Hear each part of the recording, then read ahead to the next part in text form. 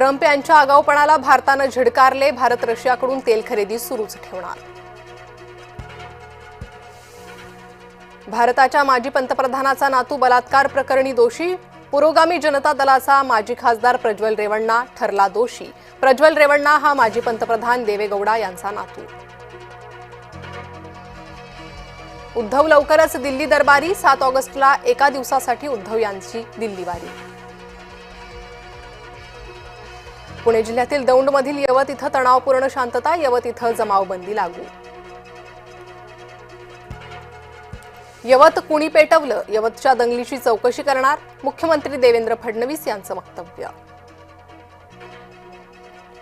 साध्वी प्रज्ञा सिंह यांची तब्येत बिघडली, मुंबईच्या रुग्णालयात प्रज्ञा सिंह ठाकूर यांच्यावर उपचार सुरू।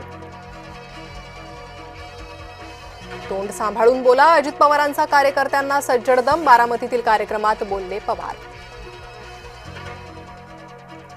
ज्ञानेश्वरी मुंडेंच्या पाठीशी मनोज जरांगे, महादेव मुंडे हत्या प्रकरणात न्यायासाठी मनोज जरांगे मैदानात।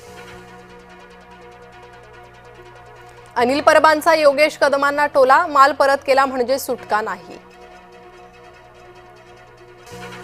महादेवी हत्तीणीला परत आणण्याचे प्रयत्न सुरू, आरोग्यमंत्री प्रकाश आंबेडकर यांचं वक्तव्य। राष्ट्रीय पुरस्कारांची घोषणा, नाळ 2 ठरला सर्वोत्कृष्ट बालचित्रपट, तर सर्वोत्कृष्ट चित्रपटाचा सन्मान श्यामची आईला। जवान चित्रपटासाठी शाहरुख खानला राष्ट्रीय पुरस्कार, तर 12th फेलसाठी विक्रांत मेसी ही ठरला सर्वोत्कृष्ट अभिनेता।